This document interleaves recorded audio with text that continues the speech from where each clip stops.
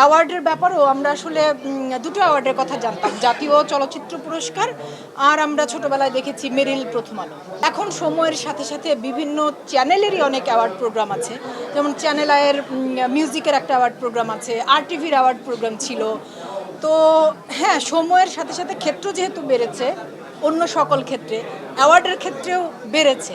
আমাকে দেখে উদাহরণ দেওয়ার কিচ্ছু নাই। আমার সামনে আমার আরও 10 বছর, 20 বছর, 30 বছরের বড়রা আছেন যারা কাজ করছেন এবং অসাধারণ সব কাজ করছেন। বছরে একটা দুটো কাজই করতে চাই, কিন্তু সেই কাজগুলো যাতে মানসম্পন্ন হয়, সেই কাজগুলো যাতে তোমাদের ভালো লাগা, ভালোবাসা পায়। ধরেন এটা একটা সেন্টার, আমি কোন অ্যাঙ্গেল থেকে দেখছি ডিপেন্ড করে তার উপর। এটার কিন্তু 360 ডিগ্রি অ্যাঙ্গেল।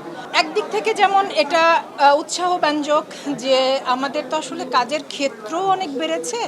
ধরেন আজ থেকে 30-35 বছর আগে একটি মাত্র চ্যানেল ছিল আমাদের দেশে, বিটিভি।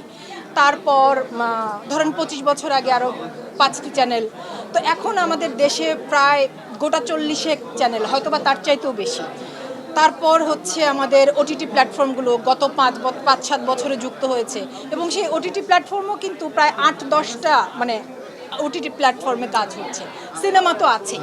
তো এই যে এত ক্ষেত্রে কাজ বেড়েছে, সেই জায়গা থেকে আমি বলবো যে আগে, এটা আমি এই জন্য বললাম যে আগে অ্যাওয়ার্ডের ব্যাপারেও আমরা আসলে দুটো অ্যাওয়ার্ডের কথা জানতাম, জাতীয় চলচ্চিত্র পুরস্কার আর আমরা ছোটবেলায় দেখেছি মেরিল প্রথম আলো। এছাড়া কিন্তু আসলে আমরা আর অ্যাওয়ার্ড প্রোগ্রাম দেখিনি।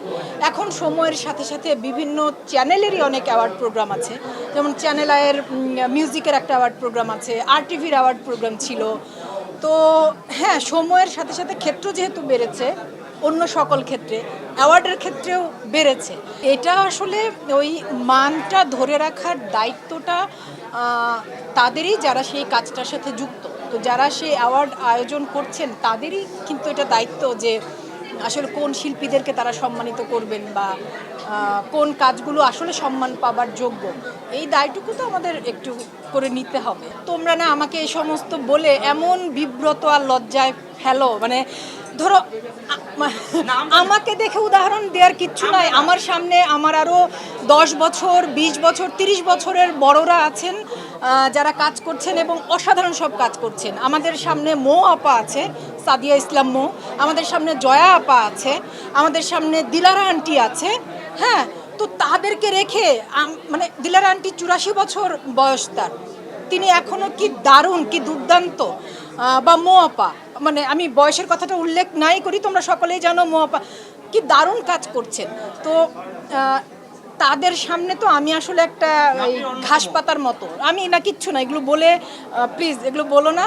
তবে থ্যাংক ইউ, দোয়া করো যাতে যে কটা দিন বেঁচে থাকবো সুস্থ থাকি, আর বছরে একটা দুটো কাজই করতে চাই, কিন্তু সেই কাজগুলো যাতে মানসম্পন্ন হয়, সেই কাজগুলো যাতে তোমাদের ভালো লাগা, ভালোবাসা পায়।